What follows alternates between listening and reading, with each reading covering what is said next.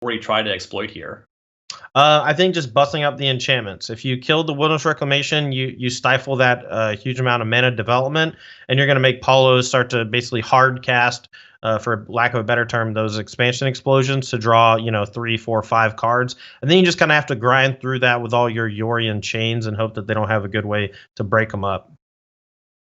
Players looking at some opening hands. Corey on the play. Apollo keeping a 6-land Growth Spiral hand. Maybe that's exploitable. We see a second Growth Spiral picked up by Paulo. Corey has access to a turn 2 Charming Prince. We'll see if he wants to play a tap land or go to work with his 2-2. 2-2 it is. Goes for Scry 2, gaining 2 life, not seeming very important in the matchup.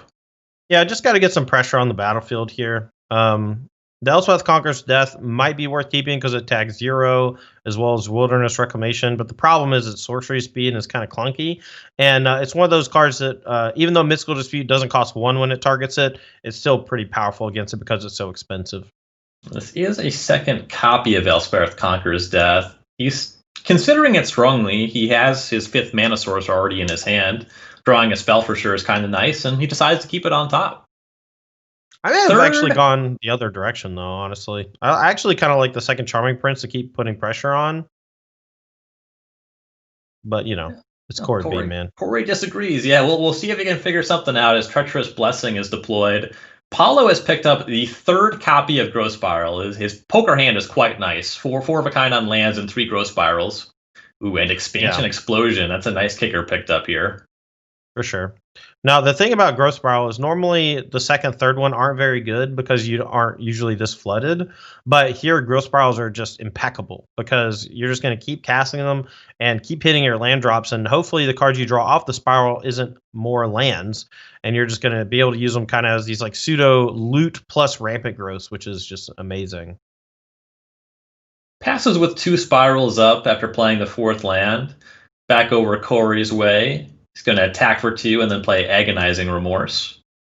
Now, an interesting spot for Paulo. He can choose to go double Growth Spiral and then expansion copy the Agonizing Remorse. At the very least, he can just cast 2 Growth Spirals and then reassess, But there's a good chance the Expansion Explosion is going away this turn, and it'll be curious to see how he wants to sequence. Yeah, it was kind of interesting, right? Because Paulo technically could have just main phased a Growth Spiral, and if he drew an Uro, he used all his mana at sorcery speed. It kind of seems like he had Agonizing Remorse in mind when he played that last turn. Mm-hmm. So you see he fires out the first Growth Spiral, draws Shark Typhoon. That might change the equation slightly. We'll see. He puts in a Breeding Pool tapped. Yeah, this is a pretty interesting spot. Now you can choose a Growth Spiral again. It's probably not getting taken by the Agonizing Remorse, but there's no reason to give your opponent the option. They already have a choice between Expansion Explosion and Shark Typhoon, which are 2 just incredible cards in this matchup and just in general. And Paulo's not going to spiral. He's not going to copy the Remorse. He's going to show the Spiral, the Expansion, and the Typhoon to Corey. Yeah, if you copy the Remorse, you lose Expansion and Shark Typhoon. My line of double Growth Spiral into Expansion was assuming that you drew nothing of consequence, really, and you just didn't want to lose your entire hand, basically, to the Agonizing Remorse. And now it's decision time for Corey. Got to be between Expansion and Shark Typhoon, right? Goes for Expansion. Yeah, and with so much removal in hand, even though it doesn't really tag the Shark Typhoon that easily, you might have to double up on Oath of Kaya to kill it or something. And it's at instant speed. Now you see the Growth Spiral. Opt is picked up by Paulo and gets to sit on his Shark Typhoon as we go back over to Corey. Couple Oath of Kayas, couple Elspeth Conqueror's Death, and 3 lands in hand. For sure. So continuing the attack with the Charming Prince, not really a whole lot to do. I don't really recommend casting anything. Maybe just make a token with Castle Ardenvale. Maybe use the Yorion and threaten a blink next turn. But this is a pretty weak turn overall. It's a nice attack, though, because if the Shark blocks, the Oath of Kaya can finish off the Shark. And if not, he gets 2 damage. Paulo makes a 5/5 shark. He's going to think about whether he wants to block or not. Finds a Ketria Triumph, so the hand kind of just air right now. He goes for the block. Here is Oath of Kaya to finish the shark. Yeah, it's air right now, but that can change in a hurry. Cycling Triumph, cycling Opt, that allows him some real versatility as far as card selection is concerned. I mean, Opt here just finding something as innocuous as Wilderness Reclamation may, well, he's going to put it on the bottom, I guess, but it may have allowed him to do something pretty interesting here. No. Here's one of the holes that maybe the Yorion deck's trying to exploit. Is you see the Wilderness Reclamation goes to the bottom and Ether Gust picked up by Paulo. That one not great, but he does cycle into a Shark Typhoon.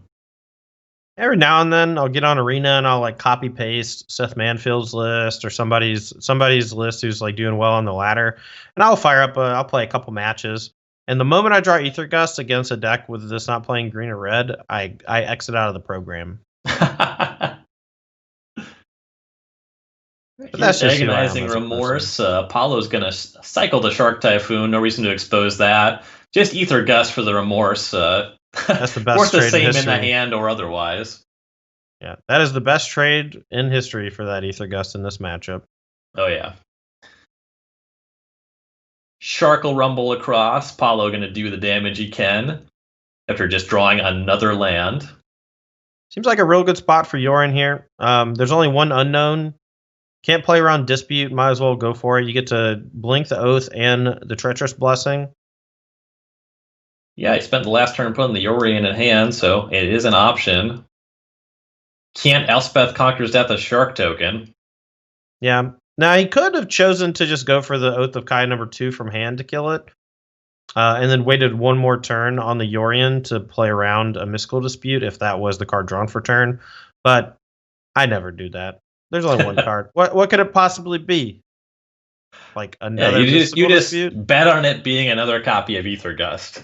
Yeah. All right, Yorion's gonna get 3 fresh cards and kill the shark with the blessing and the Oath of Kaya. You see a Glass Casket, a Kaya Orzhov Usurper, and a 3rd Elspeth Conquers Death added to hand.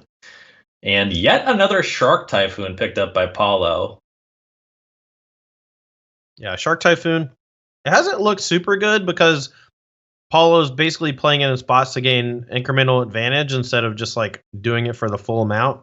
And that is a huge nod to the agonizing remorses and those disruptive elements from this Yorzhov deck. And suddenly we're at this point where Paulo doesn't have a significant mana advantage. He's only ahead by like 2 or 3 mana. And Corey just has literally 8 cards in hand. Like, Yorion flies across. Paulo doesn't even consider blocking. Goes to 12. Kaya's going to show up and exile some cards from Paulo's graveyard. Now, he can choose to target one of his own creatures in his own graveyard to gain that precious 2 life. It looks like he's going to go ahead and fire off an ECD just to kind of get that thing going in case the Kaya dies or in case he just wants to stifle the mana development next turn with Chapter 2. Yeah, there's also just that Charming Prince. He left that in the graveyard. You can grab that, blink the Yorion, and do that thing. Nice pickup from Paulo. Here's Uro. Yeah, this really turned around. The Shark Typhoon cycled into Reclamation and then Euro drawn for the turn. We can play Euro and bring it back from the graveyard in one fell swoop. And then that 7 power attacker can knock down the Kaya or go for the Jugular, depending on what he chooses.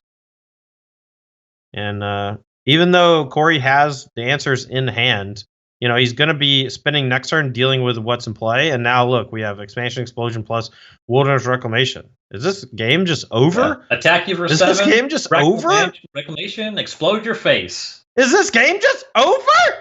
40B said it was a rough matchup. You are seeing how quickly Paulo turned that around. I'm convinced. Yeah, I was convinced about 18 months ago when this card first came out or whatever. Paulo vetoed that. Good night. I wouldn't say quickly up a game, but up a game all the same as players looking for their sideboards.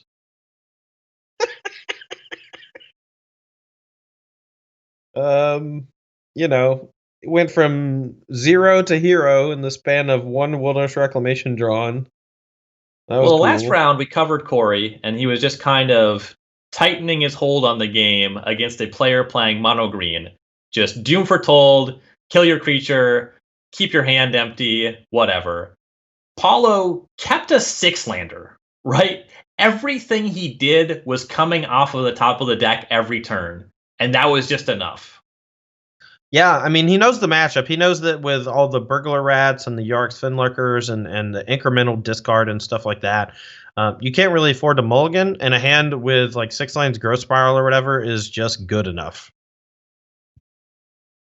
Yeah, I mean, if you're trying to register Growth Spiral, you got to at least be thinking about those 6-land Spiral hands, you know? Reminds me a lot. You remember back during original Theros Standard when it was like Pack Rat versus Mono Blue versus Esper Control? Esper Control mirror matches would often come down to who kept an opening hand with the most lands. And so if you opened like a 6 or 7 land hand with like 2 or 3 scry lands, it was a snap keep if you knew the match. Yeah, Greg Orange would certainly call that a sneep. Yes, a sneeper. It's okay, Ryan. You don't have to fake laugh at my bad jokes. I do. It's my job. No. I thought your job was giving me a hard time. Am I right, gamers? I do that one pro bono. All right. Well, it looks like Corey's going to be on the play here with a pretty lackluster start. Just D-Spark and Elspeth, 2 reactive cards. Paulo's hand, it looks pretty good, but it's a little clunky with just how the land sequence because they just enter the battlefield tapped.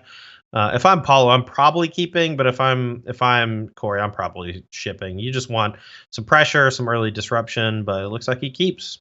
Yeah, both players keeping. Temple of Mystery, another tap land picked up from Paulo. Development will be a little bit slow this game, but has Uro, has Reclamation. Amusingly, has access to Mystical Dispute. It has text, unlike Aether Gust, though mostly going to be a 3-mana leak. It's good against Yorion in a lot of spots, though. Oh, for sure. Like I keep in Mystical Dispute in a number of matchups because it's not bad. You know, like the worst case scenario, it's just like a really bad cancel or whatever. But when it is a 1-mana counterspell for your opponent's best card in Yorion, and in this version specifically, when they have so many in the main deck as well as the companion, like it's an easy keep. The deck is just kind of clunky and slow, and that's exactly the type of card you want in that matchup. Yeah, you know, old guys like you and me, we were a little bit spoiled by Mana Leak for a while, but the 3-mana version, it ain't bad. Yeah, I mean, I was actually kind of off Quench when it was in Standard for a little bit, and then I just started playing it more, and I was like, wow, this card's just still very good.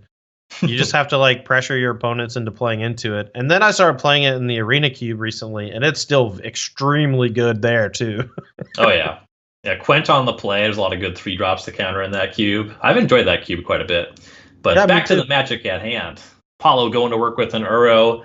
You see the first play finally from Corey is a Yarok's Fenlocker on turn 4. Yeah, but he went ahead and unlocked the Yorion from the Companion Zone last turn, so he has that at the ready as well.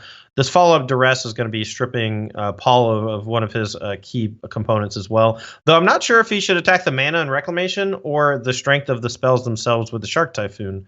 It doesn't really have an answer to that Shark token right now. Yeah, the options, Reclamation, Typhoon, and Dispute sees a Fabled Passage and an Uro that will be left behind. Takes the Typhoon. Yeah, now he has to fight through multiple Wilderness Reclamations and a Euro, though. Let's see what he chooses to do here. You do see second Reclamation picked up for Paulo. He's going to crack a Fabled Passage as land number 5, so he can cast Reclamation and leave up Dispute for at least the Yorion that he knows about. Of course, he untaps his lands anyway, but... Yeah, now Corey knows, though, that there's a Mystical Dispute hanging out over there, and it's going to be able to counter the ECD. So maybe instead of going for the ECD, it just goes for a D-Spark. Yeah, it would make sense. Kind of, quote-unquote, using all of his mana either way. Right. So it seems like Corey has put a stop on Paulo's instep. Or maybe he put one on his own instep so he could do this in response to the castle. It looks like it. Castle of Antris activated. D-Spark hits the Reclamation. You see an expansion being considered as one of the cards in the scry here for Paulo. Fabled Passage the other. Currently doesn't have a land in hand and has access to some Uro. I definitely like keeping the expansion explosion, and keeping the land makes sense because you have the second Reclamation to go with the expansion explosion. You don't really want to crack the land yet, but certainly fine. But this extra Reclamation's really going to put the hurt on Corey, I think, because that dispute's going to protect it from the Elspeth Conquers. Mm-hmm. Kept both on top. Drew the spell first. Drew expansion. Plays Reclamation. Untaps here. Go over to Corey B. Draw is Burglar Rat. Not a lot of help there. Just a bunch of 5-mana spells and an ineffective rat. And you're really about to see why this is such a bad matchup for the Yorion Orzhov deck, man. Like, he's going to draw the Fable. He's going to counter this Elspeth Conquers, and then he's going to draw his land for the turn, and he's going to draw, 8 cards with Expansion Explosion, and either go upstairs for 8 or kill the Fen Lurker, his choice. It's Tribal Raven's Crime versus Tribal Muldrifters, right? Yeah, it's not a competition, really. I mean, we saw Corey put a huge beating on Paulo all last game, and then all of a sudden one cycled Shark Typhoon into Euro Reclamation, Expansion Explosion, kill you, and it was just like immediate, and it was just so apparent how functionally different these decks are and how much the Wilderness Reclamation deck exploits that mana in such a way that the Yorzhov deck just can't handle it. Elspeth attempted to conquer death. Paulo disputed it. Now we go back Paulo's way. Draws that Fabled Passage. Fetches up a forest. Doesn't quite have the tools to bring the arrow from the graveyard, but has one in hand and an expansion. Gonna put this Reclamation trigger on the stack. Float 6 mana, and we'll see how big he wants to expand. I feel like just go for the full amount. Maybe leave open 1 mana to counter a Yorion if you draw a second Mystical Dispute, but I wouldn't mind just getting the extra card selection, honestly. And extra damage if he goes to the Dome, too. Pretty big deal. Lands on the full amount. That is 8. Discards a land. No big deal there. Back to Corey. Yeah. Now gets to resolve Elspeth Conquer's death. Sure does. Shields are down, so the ECD comes down, knocks out the Reclamation, and that constricts the mana. And we're basically back to reset, except now Paulo just has a full grip. There's Euros in the graveyard. There's Ambusher in hand. Could also go for the Wilt to just take out the ECD so it doesn't get that recursion later. With the Reclamation down, Paulo only with so many options. Taking a look at exiling some cards to escape Uro. That's a good start.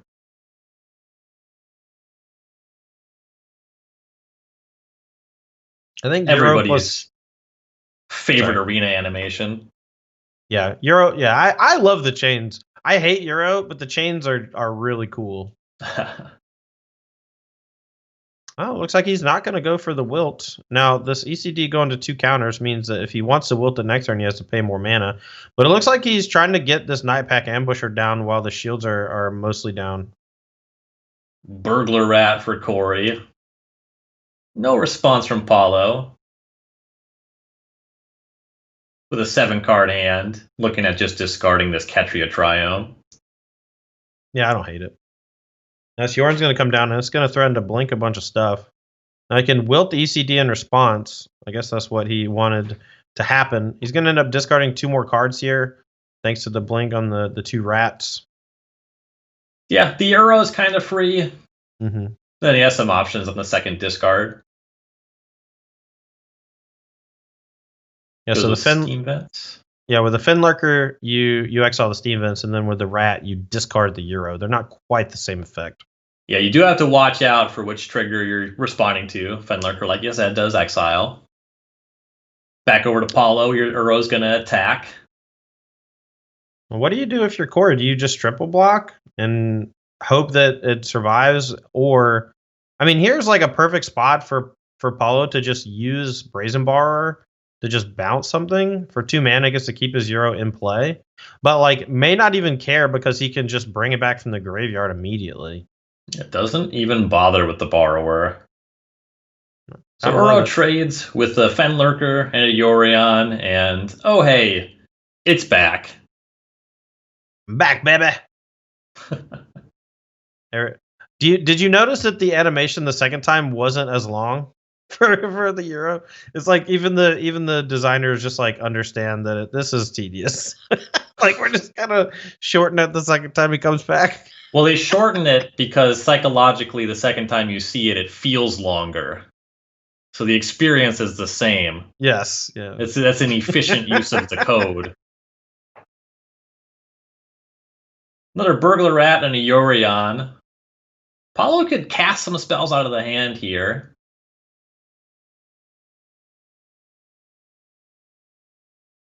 Brazen Borrower, Expansion, and Nightback Ambusher. Still has the Uro on the table. Yeah, I mean this is looking okay. There's a lot of options here. I wouldn't mind just like a medium expansion explosion to just kill a rat, maybe just to prevent like your hand getting completely shredded. But maybe he just doesn't care. Paulo lands on no response. Yeah. Discard Ambusher, discard Brazen Bar just seems like fine. Yeah, they're not really what the game is about here. Here's cast on the Ambusher. Oops, I think Paulo meant to discard that, is what we're being told here. Oh, no. Yeah, the best in the world still can blunder. It's not that bad. He can still just like blink the Yorion, I guess. I might have even just blinked a rat, but I guess it's kind of the same. There's a Brazen Borrower bounce on the Yorion. Ambusher and Uro attack. Yeah, this position, like you said, it's not bad. Yeah, and there's at least a chump probably needing to happen here to prevent like a lethal mini expansion explosion. Well, I say mini, but it's still for like 6, so. Yeah, meaning not 18. I was gonna say, I think the writing's on the wall, though. I mean, even though Corey just hit him again and again and again with so many discard spells, you just saw once the train starts going, the Euro train, like you're not gonna outvalue that thing. It's just too strong. Yeah, plans off the top for Corey. That wasn't gonna do it. Paulo Vitor Damo Rosa making it look easy as he often does. 2-0 win.